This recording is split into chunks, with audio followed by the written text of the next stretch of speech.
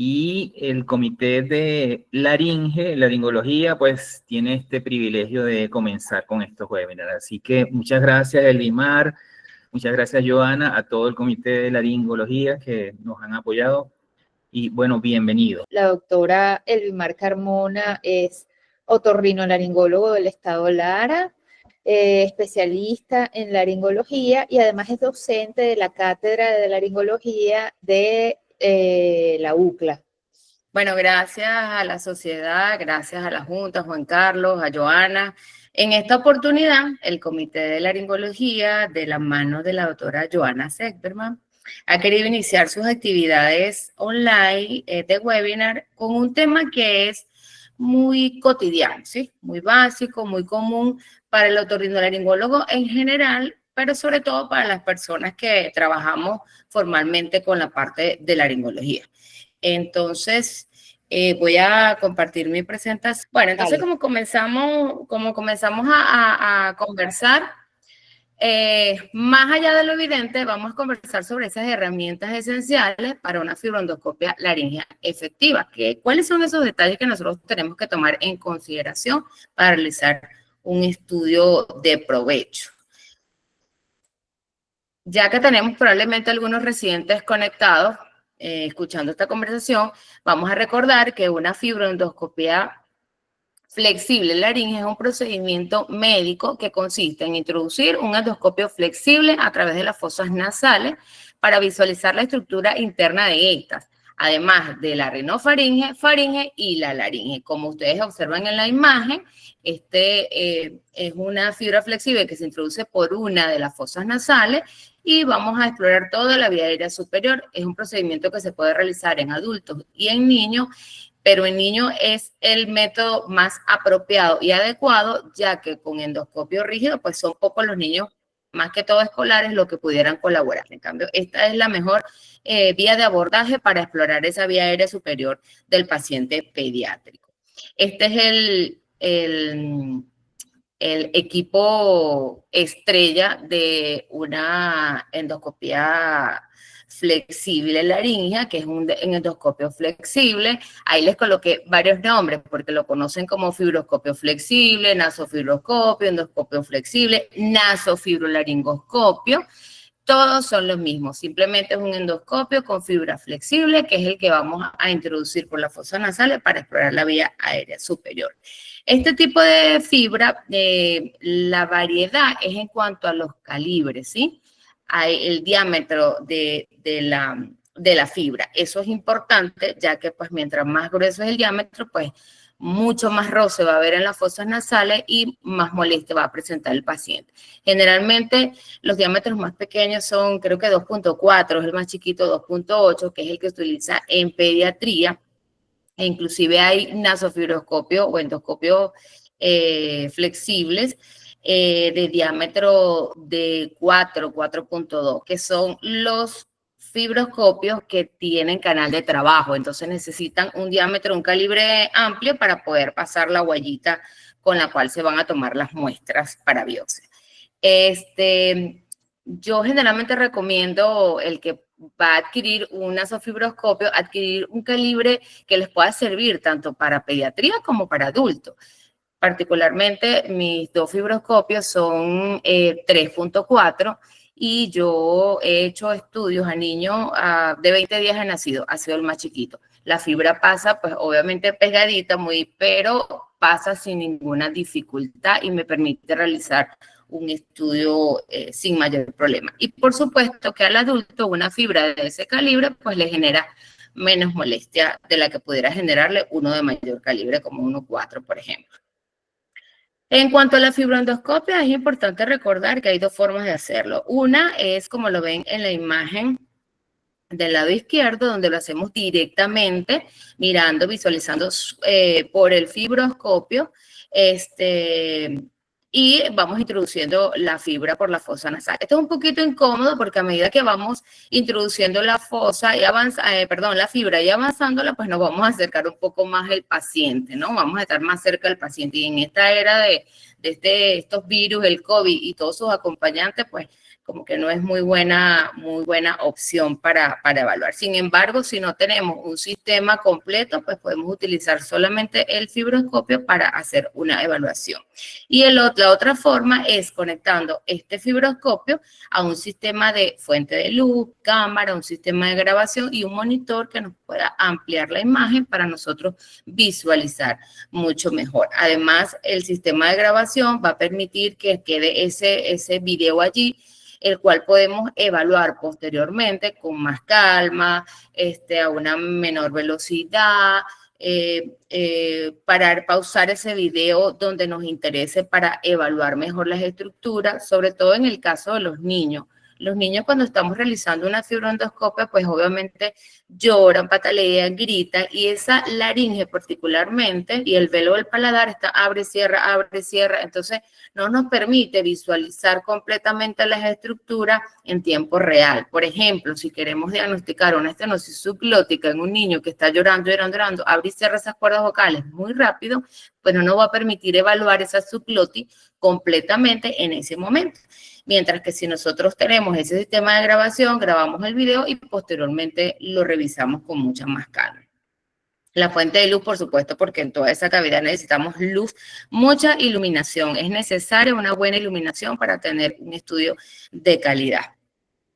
Esto es algo que, pues, lo hablamos mucho en todos los temas, siempre se conversa, sobre todo en la parte quirúrgica, del consentimiento informado. Aquí quiero conversar de a qué me refiero cuando hablo del consentimiento informado.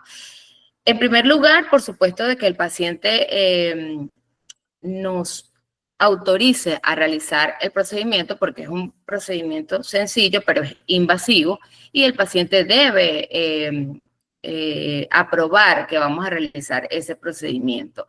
Si puede ser escrito, mucho mejor. Yo particularmente no lo hago, lo estoy diciendo ahora y estoy justo en ese tema de realizar un formato por escrito para que el paciente, inclusive con los estudios de este tipo, pueda consentir, dar su consentimiento para realizar el procedimiento. A pesar de que es un procedimiento sencillo y las pocas complicaciones que puede presentar son leves, pues es importante tenerlo, ¿no? Y hasta desde el punto de vista legal es importante. Y el otro concepto o a lo otro que me refiero cuando digo ese consentimiento informado es que debemos comentarle al paciente qué vamos a hacer, en qué consiste el procedimiento, mostrarle el equipo, que lo vea, que lo toque, sobre todo con los niños escolares, por ejemplo, que entienden un poquito más, que toquen el equipo, más o menos explicarle de una manera sencilla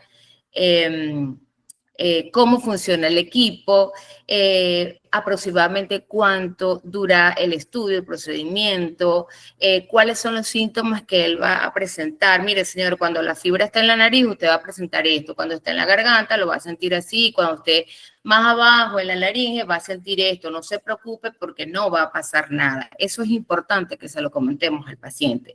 Las indicaciones específicas, o sea, señor, va a haber un momento donde yo le voy a pedir que diga unas palabras, que respire profundo, que grite, que cante, que bostece. Todas esas indicaciones específicas uno se las debe informar al paciente, porque esto va a bajar el nivel de ansiedad y de miedo que traen los pacientes cuando vienen a la consulta a realizarse este tipo de procedimientos. Entonces, esto es sumamente importante, explicar al paciente cuál es el procedimiento que vamos a hacer y cómo lo vamos a hacer, porque eso baja los niveles de ansiedad y es mayor la colaboración del paciente para realizar este estudio.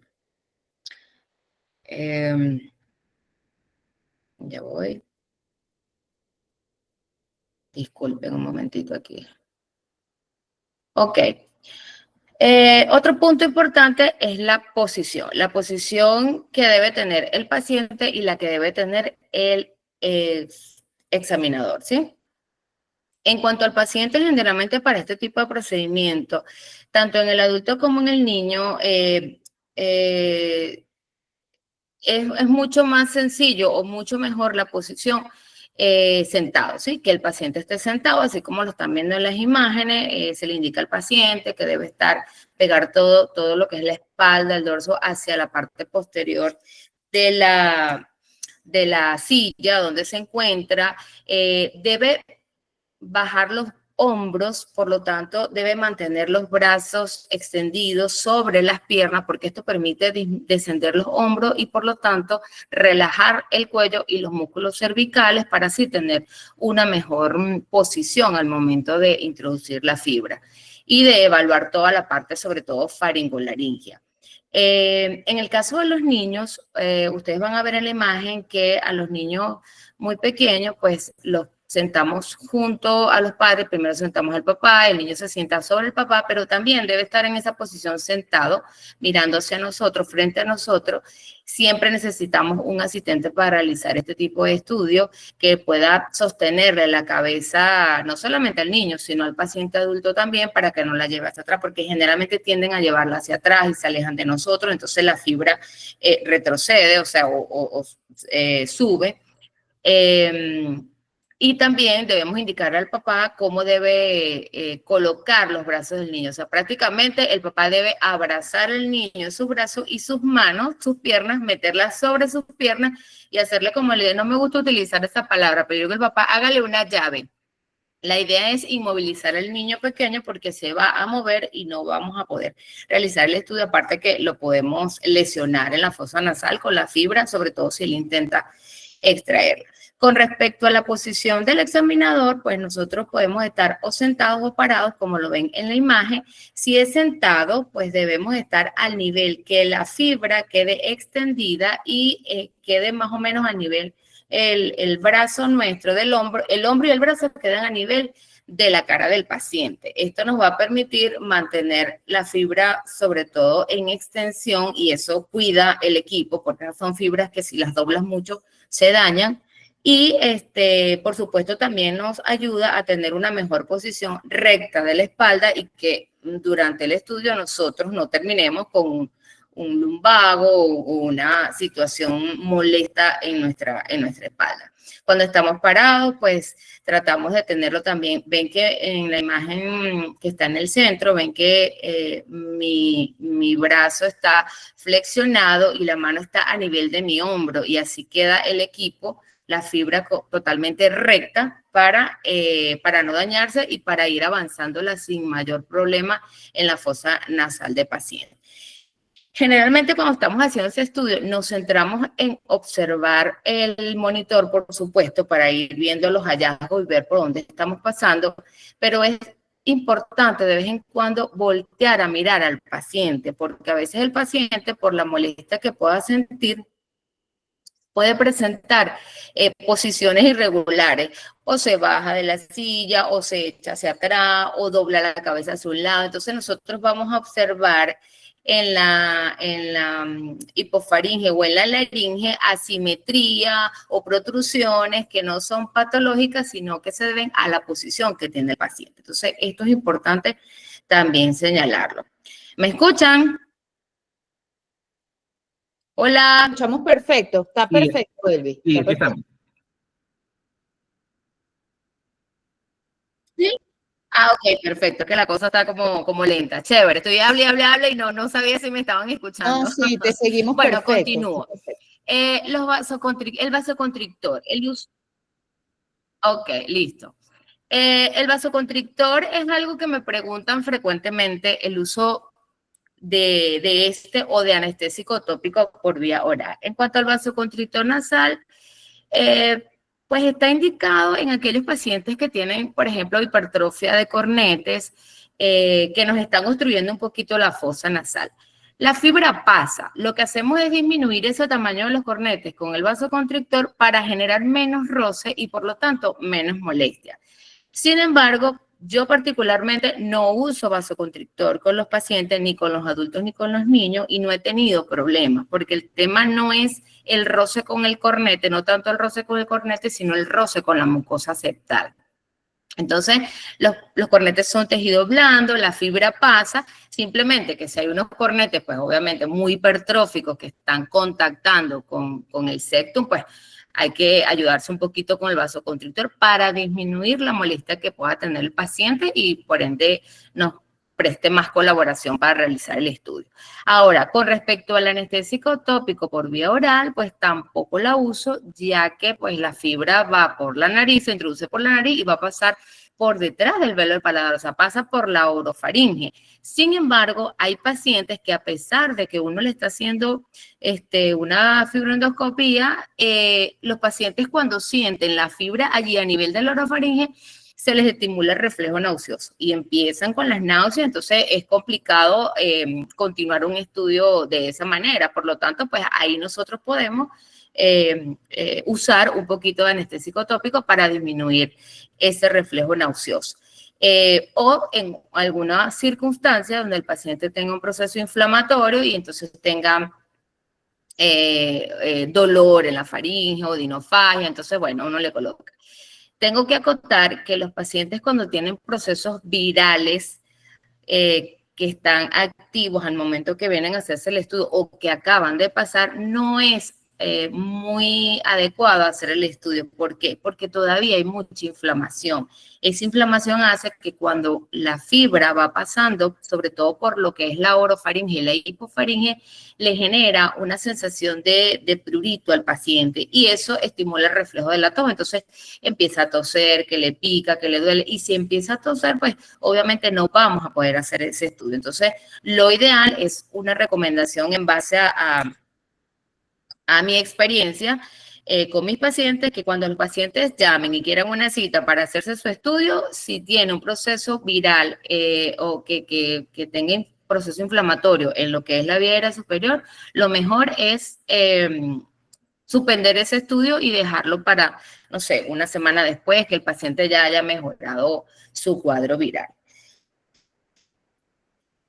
Entonces, ¿qué vamos a evaluar nosotros en la nasofibrolaringoscopia? Ya conversamos algunos tips, algunas cosas que tenemos que tener en consideración antes de empezar a hacer el estudio y ahora pues debemos recordar y llevar ese esquema que nosotros con la fibroendoscopia laringea vamos a evaluar morfología, o sea, esa estructura de toda la vía aérea superior hasta la laringe, la dinámica, o sea, movilidad desde el velo del paladar hasta la orofaringe e hipofaringe, y la sensibilidad. Esos tres aspectos tenemos que llevárnoslos en mente cada vez que nosotros hagamos una fibroendoscopía laringea. Entonces, vamos a ver unos videos y yo les voy a ir comentando que vamos a evaluar y algunas cositas que debemos tomar en consideración. Esta es una nasovideolaringoscopia de un paciente adulto. ¿Se ve el video? ¿Está rodando? Sí. Sí, sí se ve. Sí, sí se ve, sí se ve. Johanna, ¿sí? Ok. Ok, esta es una nasovideolaringoscopia o nasofibroscopia de un paciente adulto aproximadamente 50 años.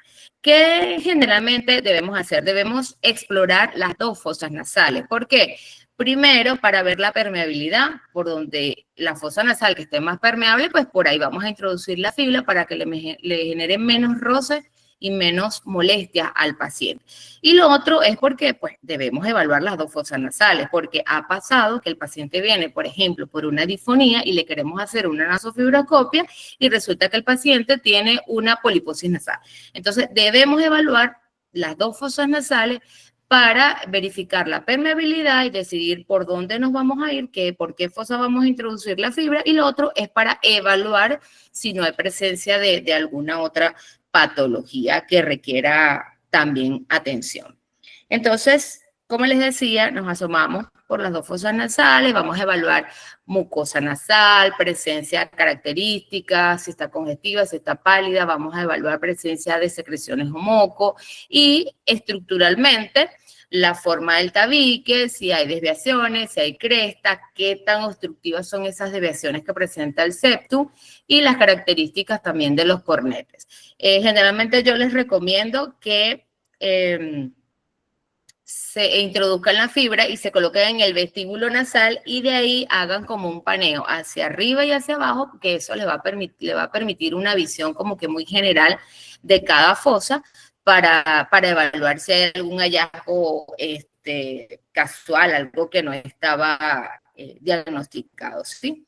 Entonces, bueno, entramos, evaluamos en la entrada permeabilidad y características de la mucosa, septum y cornete. Obviamente esto va a ser durante todo el trayecto de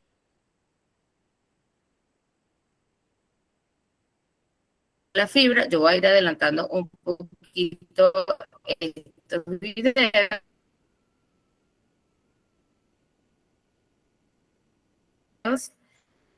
A la mitad, pues eso le va a generar mucho roce y mucha molestia al paciente. Lo ideal es ubicar, es irse por debajo del cornete inferior, rozando todo el piso de la fosa nasal hasta llegar atrás.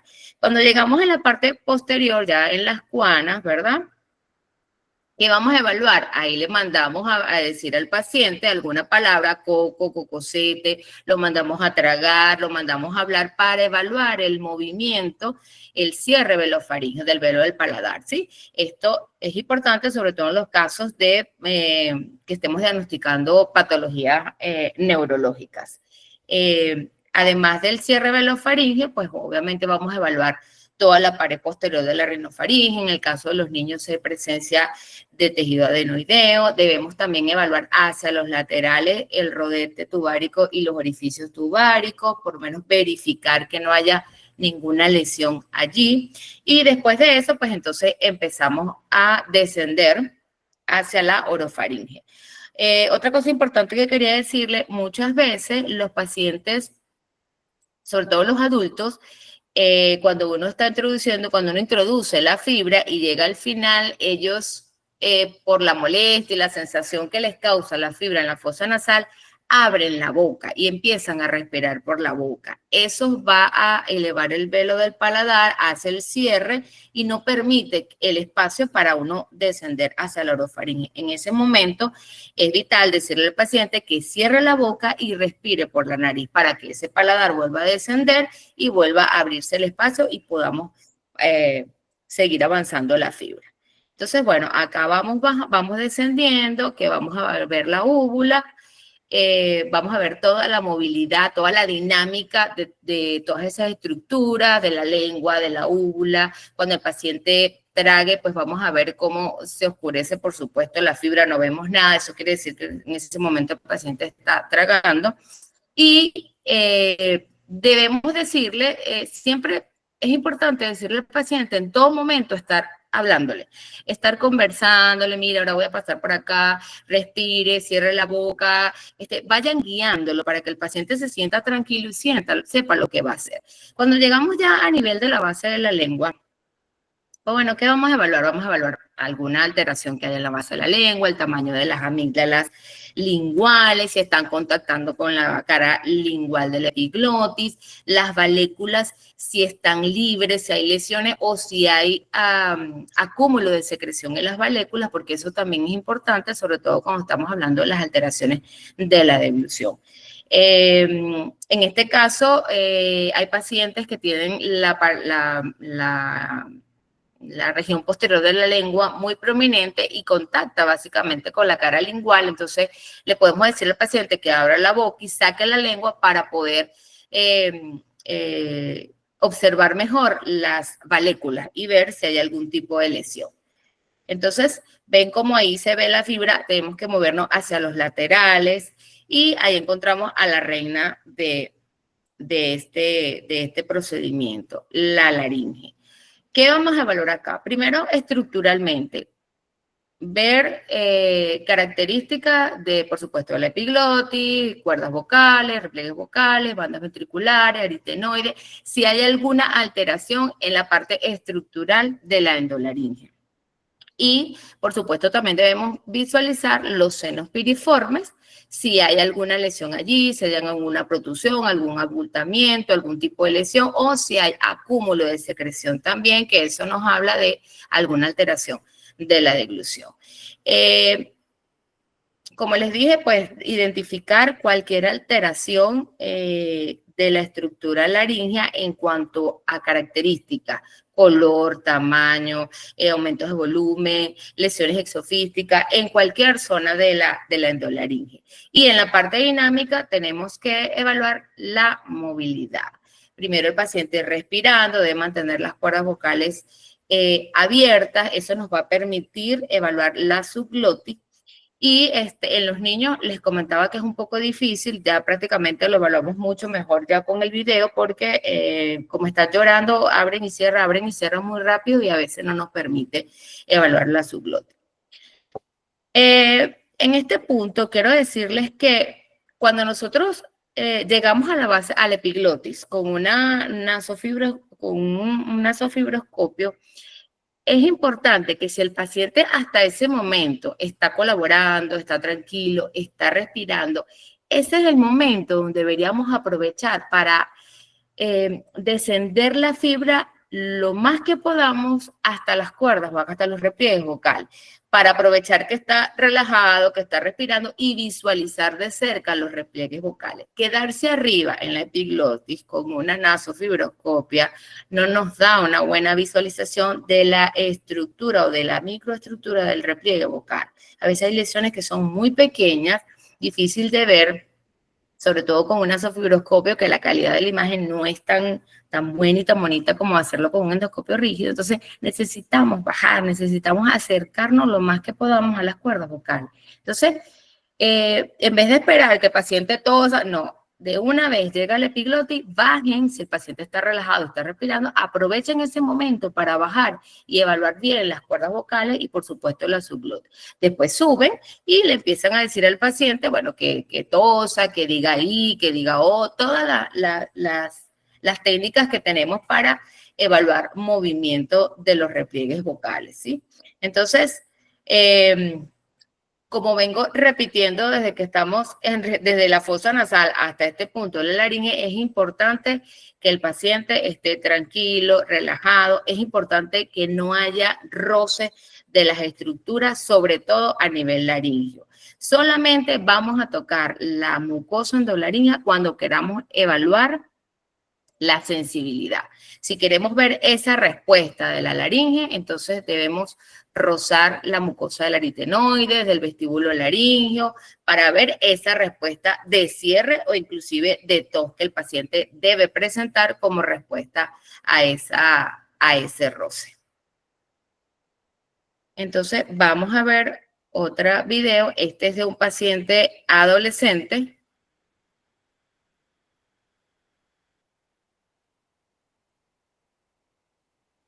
Vamos a ver, este es un segundo video, ya había explorado la otra fosa. Igual identificamos el cornete inferior, bueno, evaluamos todas las características que le mencioné anteriormente y nos posamos debajo del cornete y vamos introduciendo la fibra entre el cornete inferior y el piso de la fosa nasal. A veces es un poco complicado y la fibra se mueve y bueno, vamos como que entre la mitad del cornete y el septum, ¿sí? Mientras no le genere gran molestia al paciente y la fibra, y hay un espacio suficiente para que la fibra avance, no hay ningún problema. La idea es que la fibra avance y que el paciente no tenga una molestia tan importante que no nos quiera colaborar para continuar haciendo el procedimiento. Igual que el estudio anterior, vamos adelantando un poquito. Este es una fosa nasal que tiene más espacio que la anterior. La anterior, de hecho, vamos casi que entre el cornete y el tabique. Llegamos a la rinofaringea. En este paciente, pues vemos un tejido aquí exofítico muy parecido al tejido adenoideo. Es un paciente que tiene 14 años, probablemente es tejido adenoideo. Podemos ver además los rodetes tubáricos y los orificios y vemos secreción, vemos moco. Y ahí estamos mandando pacientes a decir coco, cocosete, a hablar, inclusive cuando traga, pues el velo de paladar debe hacer su cierre para hablarnos sobre la indemnidad del cierre velofaríngeo.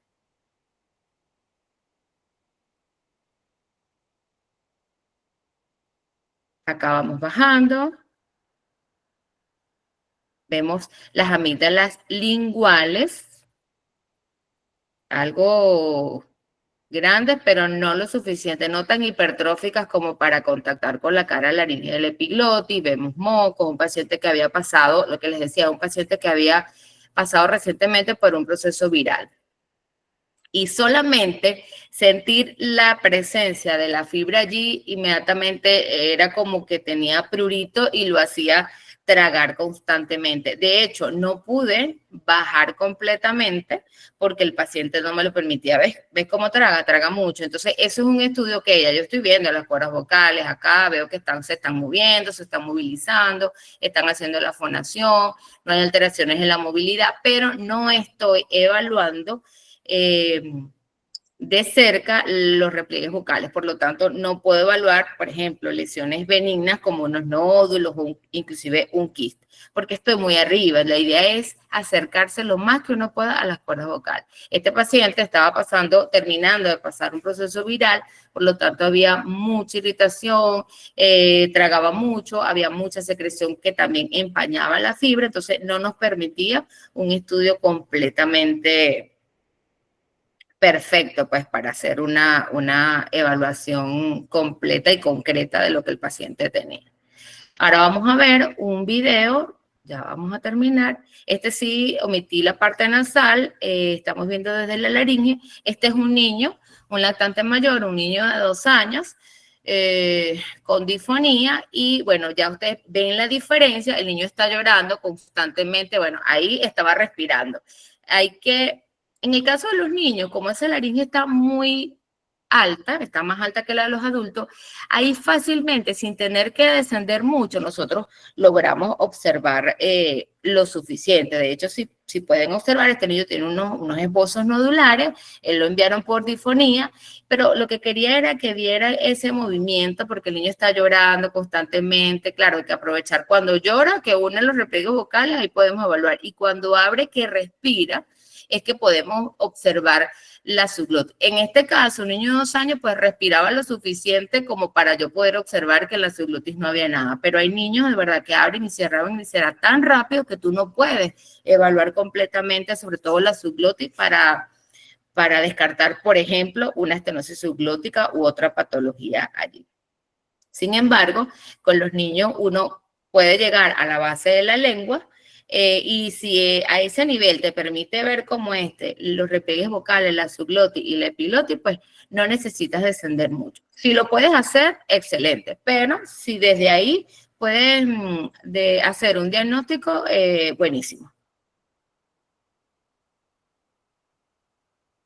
Ok, entonces, como conclusión, vengo hablando de toda la noche de lo importante que es la colaboración del paciente en este tipo de procedimiento. Entonces, ¿qué deberíamos tomar en cuenta? Primero, manejar una fibra de pequeño calibre. O sea, es imposible que ustedes utilicen una fibra de 4 milímetros de diámetro y que el paciente no se queje y le ocasione dolor.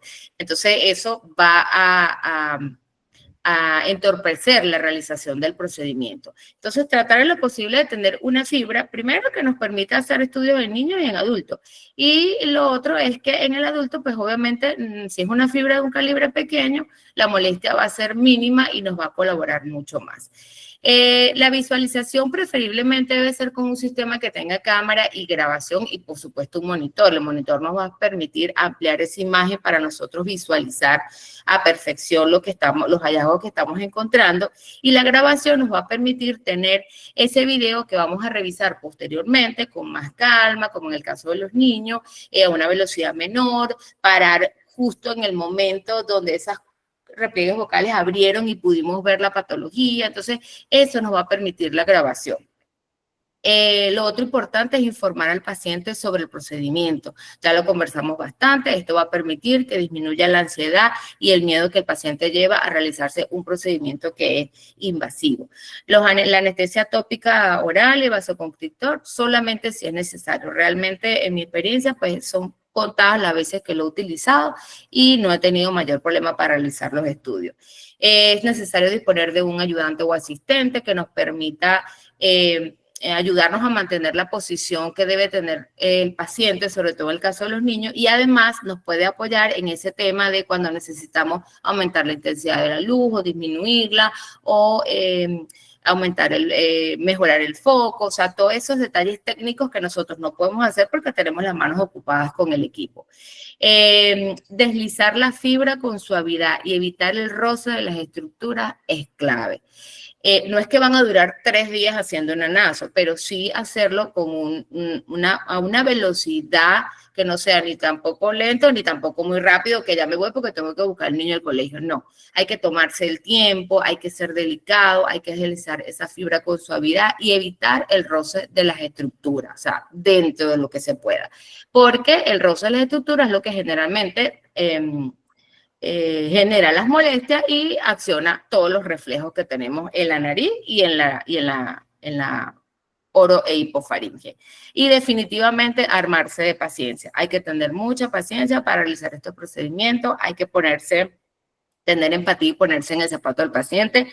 No sé cuántos de ustedes se han realizado una fibroendoscopia flexible laringia. Yo me la he realizado, es un poco molesto, pero los invito a que se la realicen, porque cuando uno sabe lo que siente, pues entiende al paciente y le puede explicar mucho mejor, y eso nos va a permitir tener un estudio de calidad para hacer un diagnóstico preciso y decidir y definir un planteamiento terapéutico adecuado.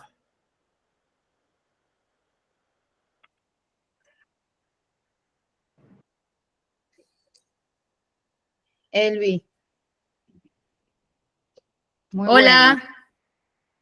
Me encantó. ¿Todo bien? ¿Se escuchó bien? Perfecto. Se Sí, escuchó todo bien. perfecto, corrido, perfecto. Los videos se vieron bien, chévere. Mira, tengo aquí Bueno. una pregunta. Aquí dice, el endoscopio de 70 grados en comparación con el estudio, con la naso, ¿cuáles son las ventajas y las desventajas? ¿Cuándo escoges uno u otro, o incluso si en algún momento haces tele y naso a un mismo paciente?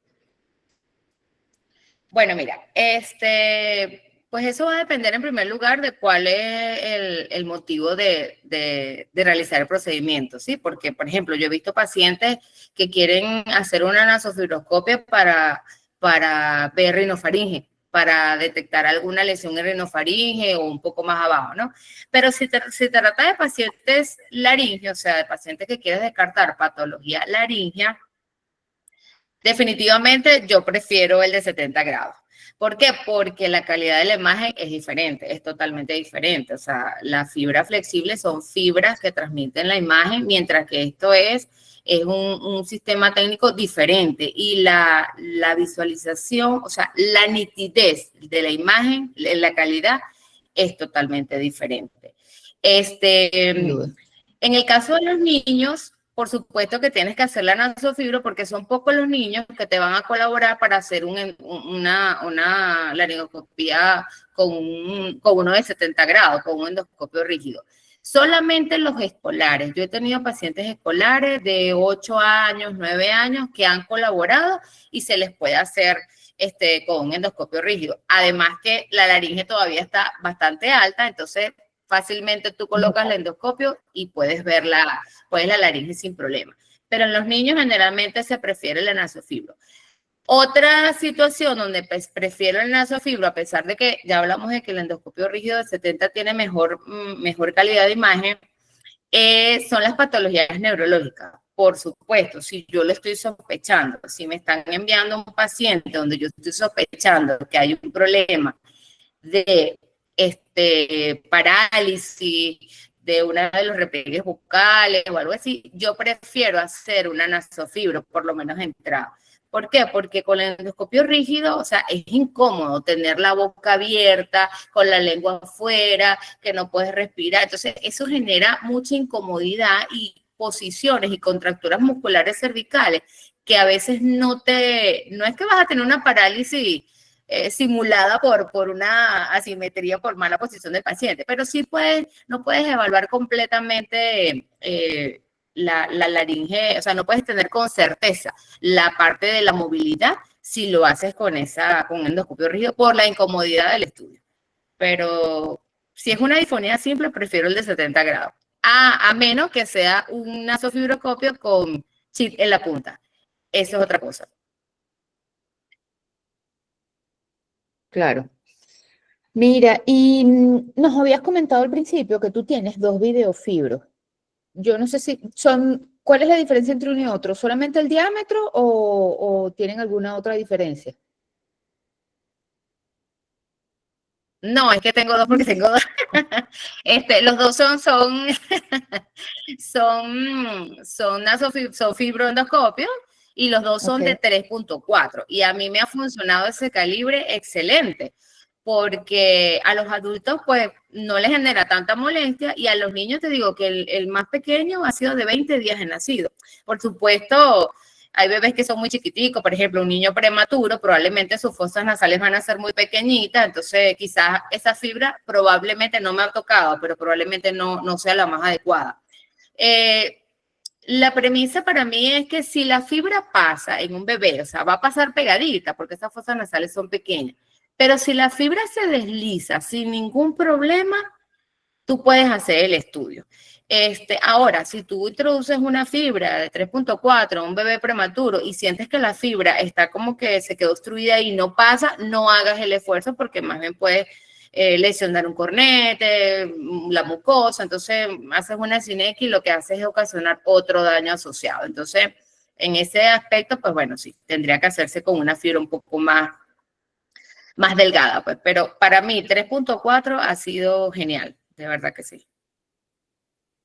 Ok, buenísimo.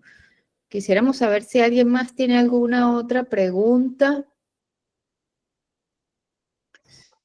Yo tenía una por aquí. Mira, si alguien más tiene alguna otra pregunta, estamos atentos. De todas maneras, mire, yo te quería hacer una pregunta, que yo no lo he leído en ningún lado, pero es la impresión que a mí me da, en mi experiencia, que me parece que los pacientes que tienen un reflujo faringolaringeo muy acentuado tienen mayor reflejo nauseoso.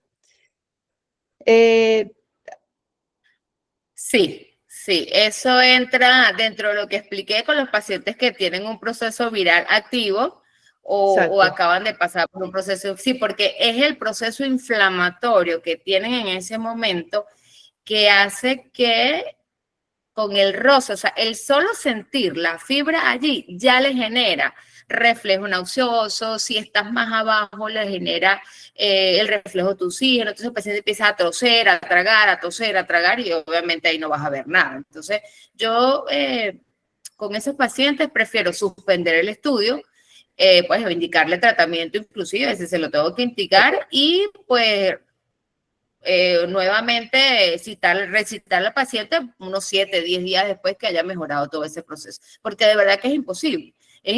Y si estamos hablando de alguna patología laringea, básicamente en los repliegues vocales, tú tienes que ver esos repliegues vocales, o sea, no te puedes quedar arriba porque es que el paciente traga, entonces no, tú tienes que buscar la manera de bajar lo suficiente, acercarte lo suficiente para que puedas tener una buena imagen y puedas hacer un diagnóstico preciso. Sin embargo, hay pacientes, hay patologías, por ejemplo, hay pacientes con quistes intracordales que tú le haces una nasofibro y baja bastante y te acercas lo suficiente y no logras hacer el diagnóstico porque, bueno, porque la calidad de la imagen de una nasofibro pues es un poco diferente comparándolo con un endoscopio rígido. Entonces, hay que acercarse lo suficiente. Lo suficiente. No puedes quedarte el epiglotis y desde ahí ver por allá los repliegues vocales. No, eso así no es lo ideal. Perfecto. Tú mencionabas evaluar morfología, dinámica y sensibilidad. En cuanto a la sensibilidad, ¿algún detalle particular? ¿Cómo evaluar esa sensibilidad? Mira, claro, es lo que mencioné. Si tú quieres evaluar la sensibilidad de la herida, sobre todo, no es que a todos los pacientes le evaluamos sensibilidad, ¿no? Tú depende de si es un paciente tuyo, depende del planteamiento de la patología que estés haciendo, tú decides si le evalúas, si es importante o no evaluar sensibilidad. Por ejemplo, si tú tienes un paciente que está sospechando que tiene una parálisis unilateral de repliegue vocal por una tiroidectomía, que es lo más frecuente, pues tú a ese paciente le debes explorar la sensibilidad. ¿Por qué? Porque puede haber alteración también del laringio superior, que nos da la sensibilidad, es responsable de la sensibilidad del laringio, entonces el paciente va a tener afectación. ¿Cómo lo evalúa? Simplemente con agarrar el nasofibro y rozar la mucosa, ya sea del aritenoide o del vestíbulo laringio. Con el simple roce tú vas a obtener una respuesta. ¿Cuál es la respuesta? El paciente va a tragar, va a toser. Esa es la respuesta. En los pacientes que tienen alteración, pues tú ves una respuesta como que disminuida, o sea, no es la respuesta de que el reflejo de oxígeno como tal, sino que como que medio tragó, algo así. Entonces tú dices, bueno, la respuesta como que está disminuida. Y vas a ver esos pacientes que no van a hacer absolutamente nada. O sea, le rozas todos los aritenoides, le rozas todo el vestíbulo laríngeo con la fibra y el paciente no hace absolutamente nada. O sea, sigue respirando como que sin nada ha pasado. Entonces, esa es una forma, la forma más fácil y sencilla, con el nasofibro, de evaluar cómo está la sensibilidad endolaríngea. O sea, es una orientación que te da. Perfecto. Bueno, buenísimo. Creo que ya hemos cubierto los aspectos básicos. Perdón, antes de terminar. Y el informe, bueno, yo describo, bueno, si hay algo en la nariz, luego la movilidad del paladar, pero en particular, ¿cómo estructuras tu informe? Vestíbulo laríngeo permeable, no sé, danos una idea para ver bueno, si mira, cómo lo hacemos nosotros. Yo estoy muy flojita ahorita. Yo estoy muy flojita. Cuando empecé, pues hacía unos informes, fosas nasales, permeable, mucosa nasal rosada. Entonces, realmente hay que describir lo positivo, lo pertinente positivo. O sea, si hay alteración de la mucosa, si está pálida, bueno, tú la describes pálida. Si está rosada, ¿para qué vas a decir que es rosada? Ahora, ¿qué sí es bueno que coloques? ¿Qué sí es importante que coloques? Por ejemplo, cómo está el cierre velofaríngeo en cuanto a la dinámica, ¿sí? O sea, eso siempre, así esté bien, tú tienes que describir cierre velofaríngeo competente, completo, o sea, que nos diga que esa parte de la sensibilidad allí está bien. Igual con los repliegues vocales, dinámica vocal o abducción y abducción de repliegues vocales sin limitación, conservado o disminuido. O sea, así estén bien, siempre es importante colocar reportar cómo está la dinámica de la laringe. Y bueno, yo siempre describo los repliegues vocales, así no tengan ninguna alteración. Por ejemplo, repliegues vocales sin alteraciones estructurales aparentes. Y porque de repente el tema de la disfonía es algo intermitente y es alérgico, es por reflujo, es por otra causa que no sea algo estructural como tal.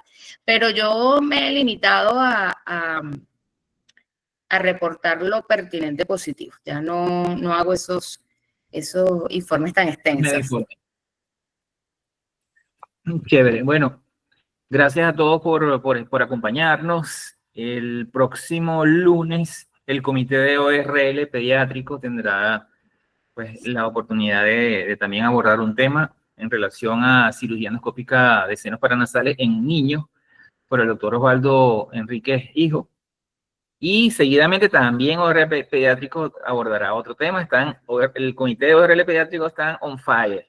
Así que, y luego, bueno, seguimos. Dios mediante, los lunes tendremos esta oportunidad de compartir. Los martes, mañana iniciamos con un grupo selecto de residentes. Vamos a hacer cursos de educación médica continua. Los miércoles tendremos grand rounds. Digamos que vamos a poco a poco ir ampliando esta serie de encuentros. Bueno, gracias Elvimar, por supuesto, excelente. Me gusta mucho el abordaje que están haciendo de ir desde lo más básico, sencillo, a aumentando la complejidad de los temas. Me parece excelente, los felicito por eso. A todo el equipo del Comité de Laringe, muchas gracias. Gracias. Gracias a todos. Elvi, gracias. Gracias siempre. Un beso grande. Bueno, feliz noche a todos. Nos vemos en la próxima. Cuídense, saludos. Vamos. Seguro, besitos.